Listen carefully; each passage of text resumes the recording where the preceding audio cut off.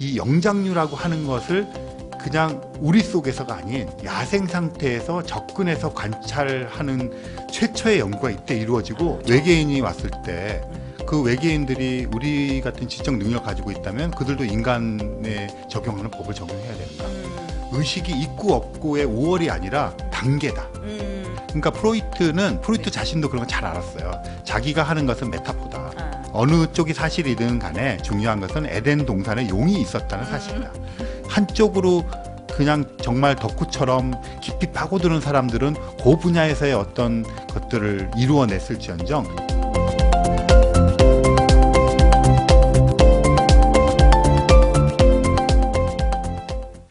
안녕하세요. 사이언스북스와 과학책방 갈다가 함께하는 칼세이건 살롱 2021 전국민 칼세이건 읽기 프로젝트 시즌2 에덴의 용 읽기 진행을 맡은 드로잉 작가 이미영입니다. 과학책방 갈다 대표 이명년입니다. 좋아요, 구독, 그다음에 알림 네. 부탁드립니다. 자동으로 잘 하고 계십니다. 네. 칼세이건 살롱 2021 시즌2에서 지금 에덴의 용 읽고 있습니다. 오늘 세 번째 3회차고요. 5장부터 7장까지 5, 6, 7장 3개 챕터를 읽어보겠습니다. 요 3개 챕터를 저희가 오늘 묶은 이유가 있을까요? 이 세 챕터에서는 이제 그 굉장히 많은 당시에 이제 밝혀진 뇌과학에 대한 이제 그 임상적인 현상적인 이야기들이 많이 나와요. 거기에 이제 동물 행동학적인 것도 있고 뇌과학 자체에 대한 것도 있고, 그래서 그런 내용들을 좀 한꺼번에 좀 엮어서 같이 얘기를 해보면 좋을 것 같아요. 네. 5장은 동물의 추상 능력, 그리고 6장은 꿈속의 용들, 그리고 7장은 연인과 광인입니다. 한번 5장의 동물의 추상 능력 부분에서 키워드를 한번 뽑아봤습니다. 이 키워드는 동물의 지능이에요. 이게 지금은 그냥 그렇구나라고 할 수 있겠지만 77년에는 동물의 지능이라는 단어를 접하는 것만으로도 되게 충격이었었다는 이야기를 잠깐 들었어요. 한번 이 문장을 한번 찾아봐서 읽고 그 다음에 나머지 얘기를 해보도록 하겠습니다. 156페이지를 보시면 같이 읽을 수 있고요. 네. 왜 영장류 가운데 이미 복잡한 몸짓 언어를 갖추고 있는 종이 인간을 제외하고는 하나도 없는 것일까? 내 생각에 그 문제에 대해 가능한 대답 가운데 하나는 인간이 어느 정도 지능의 증거를 보이는 영장류들을 체계적으로 제거해버렸기 때문이라는 것이다. 특히 사바나 초원지대에 살던 영장류는 인간에게 몰살당했을 것이다. 아마도 고릴라나 침팬지 등은 숲에 살았기 때문에 인간의 사육을 어느 정도 피할 수 있었던 것 같다. 우리 인간은 어쩌면 지능의 경쟁에서 패배한 종을 도태시킨 자연선택의 대리인 역할을 했던 것일지도 모른다. 네, 이거 가끔씩 약간 들으면서 참 호모사피엔스는 무엇인가 이런 생각을 하게 하는 내용 중에 하나예요. 이게 여기 지금 이거 있잖아요. 그러니까 왜 하나도 없는 것일까? 그리고는 가능한 대답 가운데 하나는 인간이 없애버렸다. 이 문장도 보면 그 칼세이건 특유의 까칠함, 네. 그렇죠. 그냥 넘어가지 않고. 네. 그리고 뭐 이럴 수도 있잖아요. 우리가 뭐 사실 인간이 뭐 뛰어났기 때문에 다 이렇게 없어졌다 이렇게 할 수도 있는데 저렇게 하는 거죠. 네. 그 사실 맞는 면들도 있고요. 인간에게 독점된 그 에너지 독점이라든가 네. 뭐 자원의 독점이 지금 사실 호모사피엔스에게 정말 그 지구 역사상 생물의 역사상 과도하게 집중되어 있는 게 사실이잖아요. 네. 그러다 보니까 어떻게 생각하면 가장 먼저 피해를 보는 것은 비슷한 영장류들일 수밖에 없죠. 네. 이건 경쟁 상대이면서 협업 상대인데 협업이라고 하는 것을 통해서 이끌어나갈 것이 없었을, 적합하지 않을 때는 제거 대상이 될 수 있었을 것 같아요. 그렇게 된 것 같고요.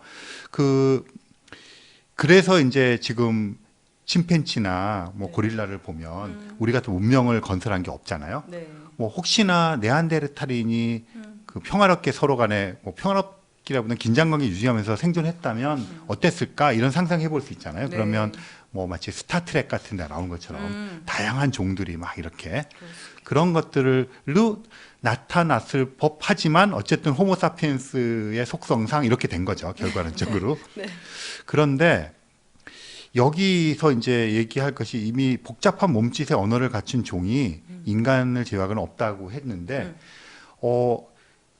인간처럼 언어를 복잡하게 구사하거나 뭐 이런 것들은 없는 게 당연해요. 네. 그리고 뭐 그런데 그 이때 이후로 밝혀진 것들이 꽤 많아요. 그러니까 이때 막 이제 영장류라고 하더라도 침팬치, 고릴라, 오랑우탄에 대한 연구가 시작되었어요. 네. 특히 이제 이 책에도 언급을 하고 있지만 그 이 책에 또 이제 자문도 받았지만 리차드 리키라고 하는 인류학자가 있어요. 네. 근데 그분이 이제 원시 부족들을 찾아다니면서 이제 인간의 과거를 이렇게 좀 역사학적으로 캐는 인류학자였거든요. 그러다 보니까 이 사람이 어떤 생각을 했느냐면, 그냥 지금 남아서 뭐 아마존이나 인도네시아나 자바섬 같은 데나 뭐 이런 데 있는 원시 부족들 연구를 하는 것도 좋지만 인간과 유전적으로 굉장히 가까운 그 영장류 연구를 하면 인간의 더 거슬러 올라간 과거를 볼 수 있지 않을까? 이런 생각을 한 거예요. 그게 이제 그런 걸로 처음 해본 거죠. 그런 발상을 처음 하고 실제로 처음 해서 네. 제인 구달이라고 하는 사람 아시죠? 네. 이분을 침팬지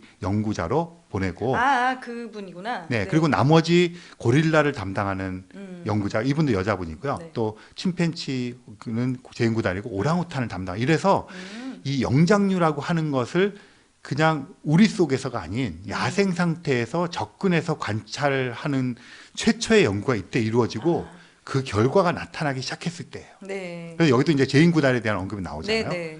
그런 것을 통해서 밝혀진 것들이 침팬지 같은 애들은 이렇게 그 약간 뭐 물주머니 같은 거 만들어 가지고 그런 거 네, 나무집 네. 만들기도 하고 이 긴 꼬챙이 가지고 쑤셔 가지고 개미 뽑아 먹기도 하고 뭐 약간 이 사냥하는 것 같이 채꼬챙이 같이 이런 것도 있고 돌멩이로 깨는 거를 지 자식들한테 보여주고 이런 것도 있고 해서 이들이 어쨌든 간에 그런 것들을 가지고 있다.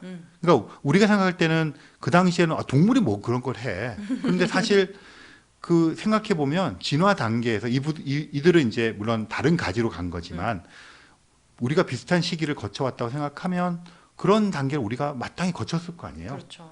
그래서 이제 생각이 조금씩 바뀌기 시작한 거죠.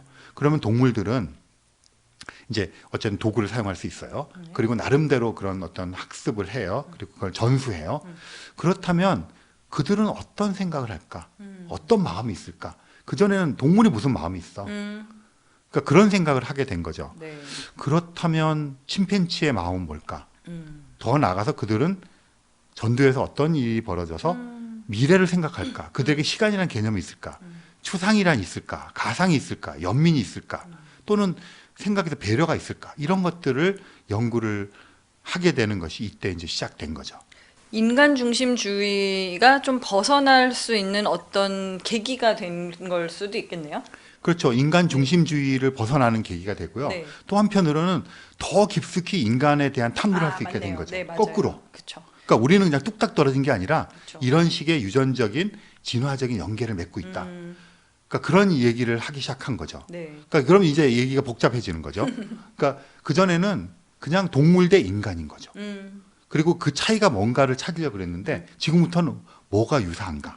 그렇죠. 뭐가 유사한가? 네. 그리고 어떤 것들을 우리들의 공통 조상과 그들의 조상이 공유했는가? 그래서 왜 갈라졌는가? 갈라져서 생긴 차이가 뭔가? 그럼 인간을 인간답게 하는 것은 인간이기 때문이 아니라 이런 보편적인 것들 사이에서 달라서 있는 게 뭔가? 그러니까 인간에 대해서 훨씬 더 구체적으로 본질적인 인간 정체성에 대한 생각을 하게 해준 거죠. 오히려. 네. 그 여기에서 이제 보면은 그 침팬지에게 수화를 가르치잖아요. 그럼 수화를 어쨌든 근데 여태까지는 인간은 역시 언어를 하기 때문에 지능이 높은 것이야라고 생각을 했었는데 지능하고 언어는 그냥 다른 종류인 거고 어쨌든 그 동물들도 자기네들끼리의 그런 대화가 있고 의식이 있고 이런 것들이 어쨌든 가능하다 이런 것들을 알게 된 것들이 되게 재밌었어요. 그래서 뭐 책도 저희 뭐 갈다에서는 어쨌든 읽었던 잊혀진 조상의 그림자가 이런 거에 대한 얘기가 있었고 저는 여기에서 이 부분이 되게 재밌던 부분이 페이지가 있는데 150페이지에서 아마 이때는 이게 이런 질문이 되게 생소했으니까 이런 질문이 있겠었겠죠. 만약 침팬지에게 의식이 있는 것이 밝혀진다면 그리고 침팬지들이 추상 능력을 가지고 있는 것이 밝혀진다면 그들도 오늘날 인간에게 부여된 인권 같은 것을 갖게 될까? 이런 상상을 하는 칼세이건이 조금 뭐라 그럴까요? 신기하다고 할까요? 이런 생각도 조금 들었어요, 여기가. 이거 조금 보충 설명을 드리자면 우리가 네. 인간을 법적으로 보호하고 있고 네. 동물을 죽이는 것과 인간을 죽이는 것 차이가 엄청 크잖아요. 네. 그건 이제 우리가 인간이기 때문에 뭐 당연히 그런 건데 그렇게 하는 것이 왜 그런가? 그리고 이제 앞으로는 외계인도 여기 등장하잖아요. 그쵸. 외계인이 왔을 때 그 외계인들이 우리 같은 지적 능력을 가지고 있다면 그들도 인간에 적용하는 법을 적용해야 되는가? 그러니까 이게 지금 이때 질문한 거는 굉장히 네. 도발적인 질문이잖아요. 네. 근데 지금은 약간 동물권, 네. 특히나 반려동물이 많아서 맞아요. 지금은 법적으로 우리나라 반려동물은 물건이다 이렇게 돼 있어요. 오. 그래서 반려동물을 죽이면 뭐 죽이는 거 자체가 문제가 아니라 손괴죄가 걸려요. 아. 그래서 돈을 물어주면 돼요, 사실은. 네. 근데 이제 그 동물 학대죄가 같이 가서 되는 거지만 그 법에 그냥 네. 동물은 물건이에요. 근데 그런 것에 대한 인식이 이제 변해가는 그쵸. 거죠. 그리고 지금 더 나가서는 이제 그냥 물건인 노보까지도. 맞아요. 네. 그러니까 이게 우리 인간의 어떤 그 의식의 세계, 우리 인간의 그 거를 사실은 이게 확대하는 저는 길이라고 네, 생각해요. 네. 사실 그동안은 그래도 요 이후에 척추동물이 그런 게 있는 것까지는 약간 이해가 돼 정도였던 것 같거든요. 근데 최근에 사실은 바다 동물들도 이렇다. 무척추 동물의 이제 그 아주 대표적인 문어가 그렇다라는 거에 많은 사람들이 사실 충격을 먹었잖아요. 다 저만 그랬나요? 어쨌든 의식 재료로밖에 생각을 안 했던 문어도 어쨌든 의식이 있고 이런 이야기들이 우리가 얼마나 되게 조금을 알고 있으면서 계속 조금씩 확대를 해가는가 약간 이런 느낌을 여기 약간 그거에 처음 장면을 보는 느낌이에요. 네, 거기서 한 가지만 덧붙이고 넘어가자면 네. 이제 의식 그랬을 때는 인간이만 갖고 있는 것, 그 다음에 인간인데 아무것도 없는 것.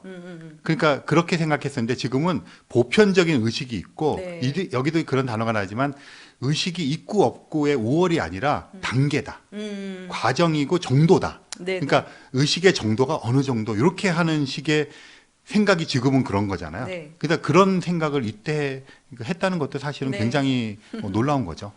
네, 이 부분은 사실 뭐 더 얘기하면 되게 재밌겠지만 그 다음에 또 재밌는 장면이 나오기 때문에 6장 꿈속의 용들에 해서 키워드는 수면과 꿈 연구라고 잡았습니다. 자, 문장은 189페이지에서 찾아볼게요. 우리의 진화적 뿌리를 거슬러 올라가다 보면 파충류와 포유류가 모두 존재한다. 낮이면 알복합체가 뒤로 물러가고 밤이면 꿈속의 용들이 활개를 치기 시작한다. 어쩌면 우리는 수억 년 된 파충류와 포유류 간의 전쟁을 각자의 삶 속에서 재현하고 있는지도 모른다. 단지 먹고 먹히는 싸움에 밤낮이 뒤바뀌었을 뿐이다. 이것은 어떤 것을 상징하는 이야기인가요? 네, 아까 이제 우리가 지난번에 얘기할 때 뭐 삼위일체네, 마차가 끄는 네. 이런 거 얘기했잖아요. 그러니까 이게 우리 속에는 모순된 충돌할 수밖에 없는 것들이 있는 거죠. 네. 그래서 그런 것들이 있어서 이렇게 막 욱하고 나오고 하다가 또 이렇게 그냥 기본적으로 우리 자체를 보존해야 되는 이런 것도 나왔다가 이성적으로 막 생각해 이런 것들이 막 돌아가고 있으니까 뭐 계속해서 어떻게 보면 약간 옛날에 그 우디 알렌 영화에서 보면 속에서 막 이렇게 갈등을 하면서 하는 사람들이 어떤 한 사람의 뇌를 조종하고 서로 갈등하고 이렇게 하는 것처럼 사실 그런 요소들이 한꺼번에 존재하고 그들 간의 어떤 우위에 따라서 우리가 하는 이게 반응을 하는 거잖아요. 그런 얘기를 이제 하고 있고요. 그런 얘기를 이제 하면서 이게 의식의 문제를 이제 여기서 다루는데 네. 의식이라고 하면 뭐 우리가 각성하는 것도 있고 기절하는 것도 여러 가지 있는데 특히 이제 꿈꾸는 거, 잠자는 거. 그러니까 이거는 사실 아직도 밝혀진 건 아니잖아요. 네. 왜 우리가 잠을 자야 되는지, 꿈을 꿔야 되는지에 대해서 그냥 대체적으로 합의된 것들이 있긴 있는데 이거를 굉장히 한두 마디로 교과서에 실을 만하진 않고 여전히 이제 어떤 흐름 같은 거 정도잖아요. 네. 근데 여기서 재밌는 건 이제 칼 세이건이 이 당시만 해도 막 이 꿈에 대한 이야기가 이게 뭐 뇌파도 이렇게 측정해보고 이런 게 막 시작되던 아주 초창기 단계여서 여전히 이제 칼 세이건도 뭐 프로이트 얘기도 조금 하고 근데 네. 그렇게 신뢰하지는 않는 것 같아요. 네, 상징이라고 하고 메타포라고 얘기를 하고 그러면서 당시에 나와 있던 꿈의 기원, 왜 꿈이 생물학적으로 진화론적으로 유용하니까 적응의 산물로 남아 있을 거다 이런 얘기도 하고 그다음 꿈이라는 것이 그러면 단순하게 어떤 그런 프로이트가 얘기하는 상징이냐 그렇지만 않은 것 같다고 얘기를 하고 있어요. 네. 그러니까 그게 되게 중요한 부분인데 그래서 꿈이라고 하는 것에 대해서 나름대로 그 당시에 있던 것들을 총괄해서 이렇게 정리를 하면서 그냥 꿈이 그냥 그렇게 그냥 상징적이고 막 그런 것들만 이루어진 것이 아니라 뭔가 실질적인 작용을 하는 것일 것이다. 잠도 그렇고 그렇다면 그것은 진화 과정에서 적응해 나간 것의 산물이든 부산물이랑 연결될 수밖에 없을 것이다. 그런 의미에서 자기가 보니까 여러 가지 꿈에 대한 수면에 대한 이론들이 나오지만 가장 그럴듯한 것들이 낮에 어쨌든 우리가 각성 상태에서 활동을 하는데 잠을 잘 때는 꿈을 꾸고 있을 때는 이게 꿈속에서는 모든 것들이 이루어지지만 그게 몸으로 전달돼서 몸이 움직이진 않는다. 그 얘기는 바깥으로 나가는 장치를 통제하는 거잖아요. 그렇다면 뭔가 내부에서 어떤 작동을 하는 것이라는 것을 이야기할 수 있고 그것이 뭐냐? 그럼 낮에 우리에게 들어온 수많은 정보들을 가치 있는 정보, 저장할 만한 정보로 가공을 해서 단기 기억과 장기 기억으로 나눠서 만들어주는 그런 역할을 할 때 꿈이라는 것이 작동을 할 것이다. 그러니까 꿈은 어떤 의미에서는 그 가상과 현실과 욕망이 섞여 있는 것일 것이다. 이런 이야기를 하거든요. 근데 최근에 꿈에 대한 해석을 보면 네. 비슷해요. 그러니까 단기 기억으로 들어와서 이 꿈이라고 하는 게 그런 역할을 하고 걸러내기도 하고 기존에 있던 기억을 끄집어내서 그 기억에다가 새로운 기억을 접합시켜서 다시 저장을 하고 이렇게 하는 것으로 얘기를 하고 있거든요. 그래서 꿈에 대한 여러 가지 당시의 가설들을 이야기해서 그거 보는 재미도 있어요. 어떤 네. 에피소드로. 네. 하지만 또 한편으로는 칼 세이건이 던졌던 그런 미래의 꿈 해석에 대한 이야기를 또 이렇게 보는 재미도 같이 있어요. 그러니까 그 프로이트와 꿈의 연구 그 사이에서 그걸 연결을 해주는 역할을 했던 것 같네요. 그러니까 프로이트 네. 자신도 그런 걸 잘 알았어요. 자기가 하는 것은 메타포다. 아. 왜냐하면 자기가 생물학적으로 불해능을 가지고 그거를 증명할 수 없어요. 네. 그래서 언젠가 자신의 이야기는 생물학이 될 것이라고 얘기를 했어요. 그런데 이제 프로이트는 왜냐하면 이게 굉장히 해석의 문제잖아요, 메타포. 네. 근데 과학은 해석의 문제가 아니라 처방의 문제잖아요. 그렇기 때문에 그것을 상징하는 뭐 이드라든가 뭐 에고라든가 이렇게 했는데 지금은 에고가 딱 존재하는 게 아니잖아요. 네. 여러 가지 복합적인 현상으로 나타나는 현상을 우리가 에고라고 대입시킬 수 있는 거죠. 그러니까 프로이트는 어떤 의미에서 한 시대를 열어주는 메타포의 역할, 뭐 아리스토텔레스가 했던 것처럼 네. 그런 어떤 방향성을 제시해 준 거라고 생각하고요.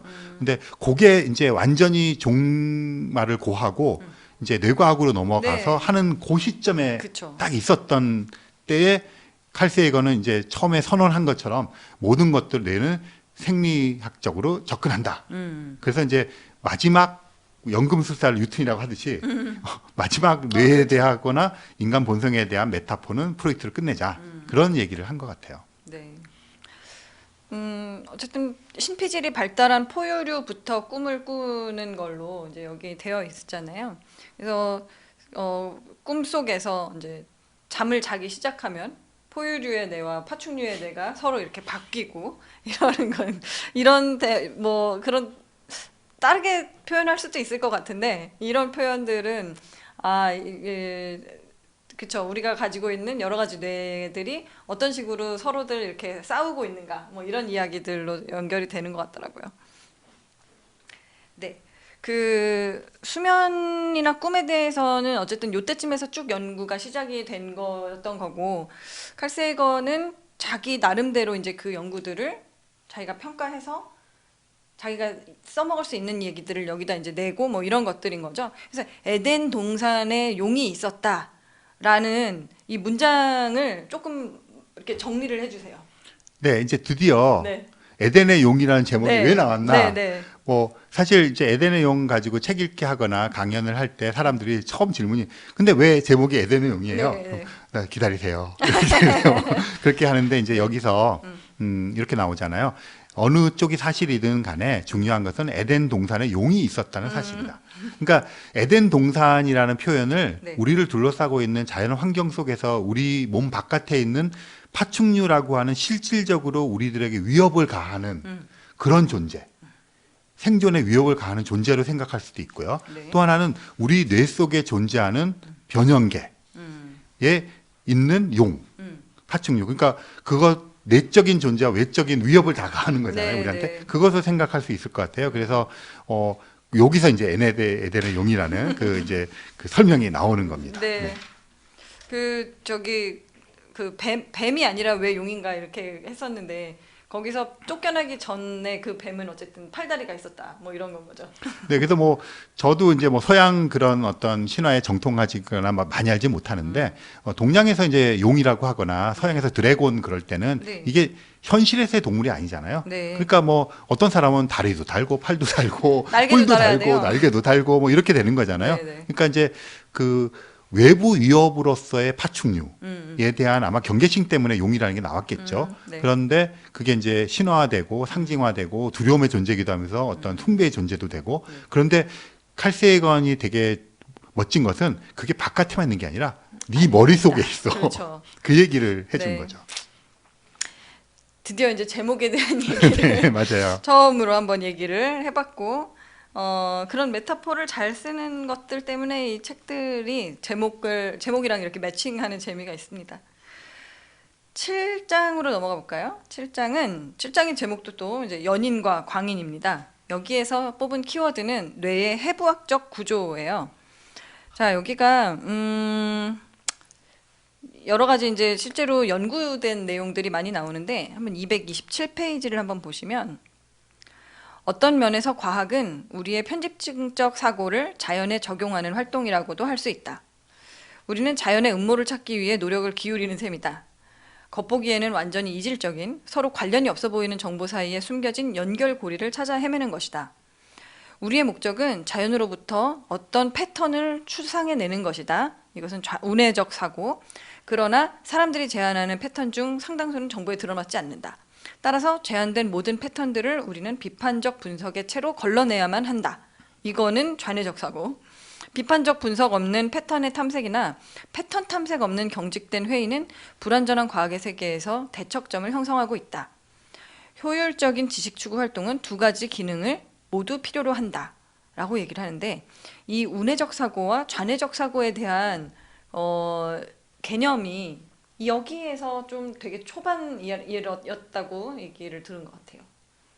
네, 이제 저런 게 지금은 네. 너무 당연시되고 네. 저것으로부터 이제 더 가져오냐면 그전에는 좌뇌 우뇌 딱 이제 한때 좌뇌 맞아요. 우뇌 딱 나눠지는 것 같지만 지금은 이제 그런 게 아니라 대체적으로 뇌가 어떤 그 감정을 담당하고 뭘 하는 것들의 부위가 메인 부위가 있고 그것들 담당하는 이제 다른 연합된 영역들이 있어서 이게 같이 활성화가 확 되면 이제 그 현상이 나서 이렇게 하는 거잖아요. 네. 그럼에도 불구하고 좌뇌와 우뇌 쪽에서의 주로 하는 기능들이 있다. 이게 이제 교과서적인 현재 정리잖아요. 네. 그래서 뭐 어떤 사람들은 이쪽이 더 발달을 해서 굉장히 예술적인 이런 통찰이 강하고 이 사람들은 굉장히 이성적인 걸 잘하고 이런 것들이 이제 알려지고 있는데 이때는 그 굉장히 파편화되어 있는 뇌에 대해서 이렇게 임상적으로 해보니까 이쪽이 파괴된 사람을 보니까 이게 결핍되었으니까 이쪽에서는 이런 기능을 담당했어.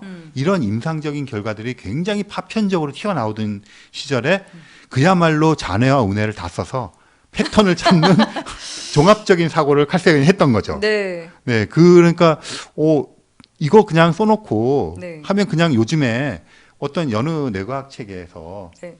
쓰고 있는 그냥 그 문장 같잖아요, 그죠? 네, 네. 근데 이제 그거를 그냥 대립구도라던가 따로 그게 있어라고 하는 게 아니라 저희가 찾은 문장에서 또 재밌는 부분을 발견할 수 있습니다. 230페이지를 보시면요. 조금 길지만 그냥 다 읽을게요.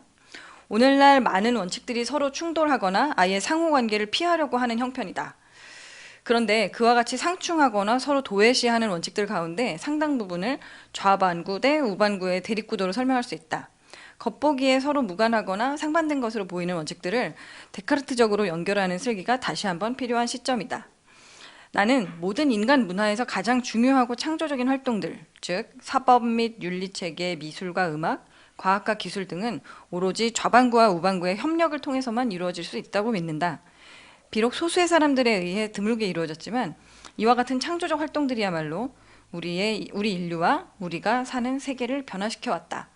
어쩌면 우리는 인류 문화는 뇌량의 산물이라고 말할 수 있을지 모른다. 이렇게 하면서 이렇게 서로 이렇게 나눠놨다가 잘 연결하면서 끝을 냅니다. 그렇죠. 그러니까 이게 자기가 생각하기에 이제 어쨌든 이때는 분해능이 약한 거죠. 그러니까 네. 뭐를 뭉뚱그려서 얘기할 수는 있으되 그 정보라든가 과학적 사실의 그런 어떤 밝혀진 게 많지 않으니까. 네. 그런데 어쨌든 가지고 있는 전체적인 그 논리적인 사고로 봤을 때 이게 그냥 데카르트가 얘기했듯이 여기에 뭐를 생각하는 게 딱 있고 해부학적으로 그렇게 있는 것은 아니라는 것도 많이 알려졌기도 하고 하지만 이게 어떻게 연결되는지는 아직 디테일을 잘 모르고 있을 때잖아요. 네. 하지만 개연성 있는 추론을 해보면 이게 한 가지만이 아닐 것이라는 것은 임상적으로 뭐 이쪽이 제거된 환자들이 네. 다른 역할도 좀 하기도 하고 엉뚱한 것이 이렇게 더 노래를 못 부르는 사람이 이쪽이 다쳤더니 노래를 갑자기 잘하게 된다든가 이런 것도 생기고 이러기 때문에 뭔가 상호작용을 하고 있다는 것을 알게 된 거죠. 그리고 이제 이 사람이 그런 것들을 가만히 살펴보니까 그 우리가 흔히 얘기하는 모든 종합적인 사고라고 하는 것은 그 뭐 사실 융합적이라고 우리가 요즘 얘기하는 것들, 네. 통섭적이라고 하는 것들을 보면 그러니까 그렇게 해야 시너지가 나면서 창조적이고 창의적인 어떤 발상들이 생기는 거잖아요. 그런 것들을 봤을 때는 한쪽으로 그냥 정말 덕후처럼 깊이 파고드는 사람들은 그 분야에서의 어떤 것들을 이루어냈을지언정 전체 문명사적인 어떤 걸 이끌어 나가는 사람들은 아니잖아요. 그래서 문명사적인 것들을 이끌어 나가고 어떤 창조적인 걸 통해서 우리가 발걸음을 딛게 하는 사람들을 보면 대체적으로 이 모든 것들이 조화로운 사람이었던 것 같다. 네. 그렇게 얘기를 하고 있는 것 같아요. 네. 본인이 그런 사람 중에 하나였던 그렇죠. 거죠. 네. 그래서 인류 문화가 뇌량의 산물이다라고 아예 정리를 하고 있어요. 그래서 뭐 그게 얘기하신 것처럼 예를 들면 인문학과 과학이 뭐 너무 많이 떨어진 것이라던가 뭐 논리와 감성이 뭐 이렇게 떨어져 있는 것이라던가 인간의 삶이 다 그런 게 막 파편적으로만 살 수 있는 건 아니잖아요. 그리고 인간 사회 전체가 그런 것들이 잘 연결되어 있어야 살아있는 어쨌든 종합적인 이런 걸로 되어 있는 여러 가지 사회생활, 인간의 사고 이런 것들이 되는 것 같아요. 그래서 네, 갑자기 여기서 뇌량이 되게 중요한 역할로 등장을 하였습니다. 그래서 사실은 우리가 생각을 가만히 해보면 가장 뛰어난 디자이너는 네, 그 패턴 인식이 굉장히 뛰어난 사람이잖아요. 근데 그 패턴 인식은 그냥 아름다워 이런 게 아니라 저 아름다움을 구축해야 되는 사람이잖아요. 네. 그렇다면 그 사람들은 그냥 자기도 모르게 미분 적분을 내재하고 있는 사람인 거죠. 네. 그러니까 그거를 알지 못하고서 어떻게 만들겠어요. 그런 것들이 그냥 아는 거죠. 알고 있는 사람이니까 그러면 이런 쪽에 말하자면 자네와 운하가 다 동원이 되는 사람이니까 미적 감각을 가지고 있으면서 균형감 있는 사람들이 공통적으로 동의할 수 있는 그런 디자인을 만들어내는 거잖아요. 네. 그러니까 예술가들이 보면 굉장히 감성적이고 뭐 감정적인 것 같지만 그 행위를 할 때는 되게 냉철해야 되는 거잖아요. 그게 오히려 감정을 억제하고 굉장히 그렇게 가고 이성적으로 생각하고 루틴하게 가야만 작품이 나온다고들 얘기하잖아요. 그런 거를 보면 굉장히 과학자 같은 거죠. 과학자도 뚝딱 해서 뭐 와 유레카 이런 게 아니잖아요. 그냥 끊임없이 반복해서 더디게 하면서 끈질기게 버티는 거거든요. 그러니까 예술가와 과학자의 공통점은 경이로움이라고 하는 화두를 향해서 나가는 것도 있지만 끈질기게 버티는 힘도 있거든요. 좌절과 좌절을 거듭하면서 그런 거를 생각해 보면 그 기본적으로 창의적이고 창조적인 활동들의 기본은 뇌에서의 그런 조화로운 균형 잡힌 그런 어떤 것이 아닐까. 뭐 이런 거. 그러니까 사실은 그런 뇌가 극대화되는 것이 결국 우리 지성의 산물이고 지성의 을 만들어내는 동력이 되는 거겠죠. 그 1970년대의 뇌과학 성과라고 하는데 뭐 지금은 그냥 원래 그런 것 같다라고 하지만 어쨌든 이제 이 이야기의 뒷이야기들을 들어보면 이거는 이 시절에 정말 완전 최신 이야기인데 그 이야기를 잘 수용해서 칼 세이건이 이렇게 얘기를 했다고 들었습니다. 그래서 어쨌든 그런 부분들이 되게 흥미로운 부분이죠. 저번에도 얘기하셨지만 오래 전에 보낸 편지가 저한테는 지금 왔지만 다른 분들은 계속 다 읽어오셨겠지만 어쨌든 그래서 이런 이야기들에 대해서는 박사님은 어떻게 뭐 다시 보시면서 느끼시는 것들이 있나요? 그러니까 이제 저는 이제 칼 세이건이 이런 기술을 할 때 처음에 우리가 시작할 때 했던 문장이 있잖아요. 그러니까 생리학적, 생물학적으로 접근하겠다. 그 말이 저는 그러니까 너무나 당연한 거라서 얘기할 필요가 없는 거. 왜냐하면 그렇게 훈련 받았고 그런 사고관과 가치관을 갖고 있기 때문에 모든 것들을 그런 관점으로 보는 거잖아요. 네. 문화를 보든 예술을 보든 뭐 사람 간의 관계를 보든 이렇게 하는 건데 칼 세이건도 그런 관점에서 이걸 일관되게 쓰고 있는 거예요. 네. 그러다 보니까 이제 여기에 뭐 미술이라든가 과학 기술 이런 얘기가 나오고 뭐 사법 체계, 윤리 체계가 모두 다 뇌량의 산물이다. 얘기를 해도 자연스러운 거죠. 그렇죠. 그런데 어떤 사람들에게는 여전히 이 문장이 낯설고 어쩌면 좀 배척하고 싶을지도 모르겠어요. 그러니까 여전히 네. 인간을 되게 특별하게 생각하는. 근데 인간을 특별하게 생각하는 거랑 인간을 존중하는 거랑 특별하게 생각하지 않기 때문에 인간을 존중하지 않는 것은 이게 다른 거잖아요. 네. 네, 그래서 그런 것들이 사실은 저는 약간 같이 이렇게 어울리는 인문사회학 하시는 동료분들한테 좀 아쉬운 부분들이 조금 더 이런 것들을 좀 받아들이셨으면 뭐 그러면 인문학이 어차피 이 프론티어에서 사람 간의 것을 하는 것은 영원히 인문학일 수밖에 없어요. 네. 그건 다 인문학이 해야 될 거고 그러니까 인문학이라고 하는 것이 과학을 포용하게 되는 네. 계기가 되는 거잖아요. 네. 그래서 요 문장이 굉장히 단순하고 저에게는 너무나 당연한 것이지만 저 문장이 조금 더 당연해지고 네. 뭐 그러는 시절이 좀 오기를 저는 개인적으로 바라고 있습니다. 알겠습니다. 네. 이 책을 마저 읽기 위해서 다른 분들 지금 이 내용을 같이 보셨다면 구독과 좋아요, 알림 설정 같이 해두시고 이 다음 편 마지막 편이 될 거예요. 8, 9장 이어서 다음 편에 읽어보도록 하겠습니다. 이 편은 여기서 마무리할까요? 네, 고맙습니다. 고맙습니다.